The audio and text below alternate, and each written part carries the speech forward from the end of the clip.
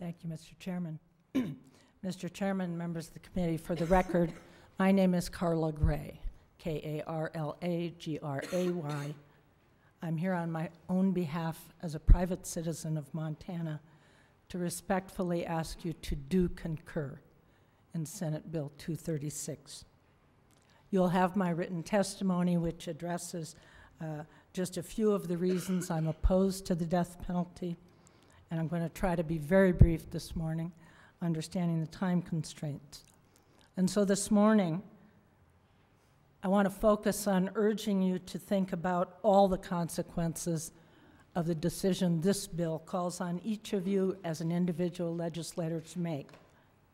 For you, while it may be an easy or a very difficult decision, it is a question of yay or nay, up or down, green or red.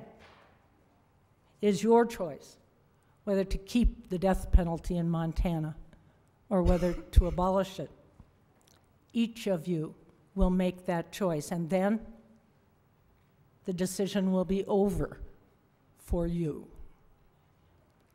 But unless you pass Senate Bill 236, it'll only be the beginning of the road for those who must implement your decision, those to whom the duty and the responsibility of ensuring that the death penalty is carried out according to law has been delegated. And I tell you from my own experience, traveling down the implementation road is a very different thing indeed.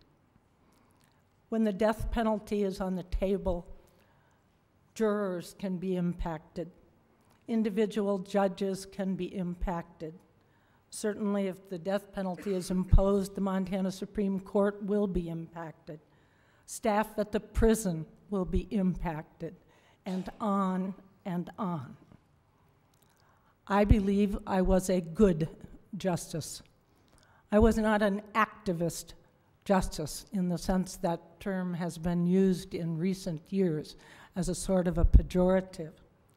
I followed my oath, the same oath you took, and faithfully discharged the duties of my office, so help me God, including the duties regarding the death penalty that you imposed on me. No constitutional or other legal infirmity being present, I affirmed the death penalties of the 3 people executed in Montana during my tenure at the Montana Supreme Court. To put it differently, I followed orders, your orders. You know, it's easy to think about executing someone in the name of the state of Montana. Sounds kind of clean and pure. But the state doesn't perform a single act which results in a homicide.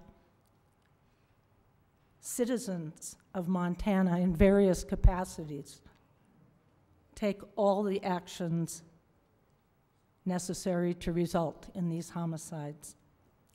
The state doesn't say, yep, let's do it. The state isn't responsible for trying to keep tensions in line at the prison leading up to a death penalty. The state doesn't take a person into the death chamber.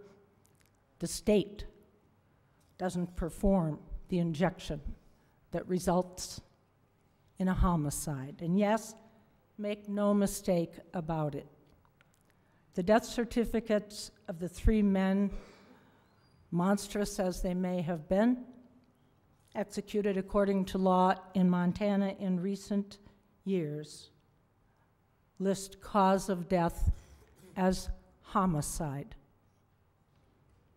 Tracking the language of your definition of deliberate homicide, did I, and did many others, by our actions, purposely or knowingly cause the death of another human being? We did. And we have to live with it. We won't be prosecuted, of course, because we took our actions pursuant to the legislature's duly enacted laws. But I can tell you that that is scant comfort against the corrosive toll, indeed I dare say the dehumanizing effect on far too many Montanans who are involved in actually implementing the death penalty. Please support Senate Bill 236. Please get Montana out of the state-sanctioned homicide business. Thank you, and of course I'll be available for questions.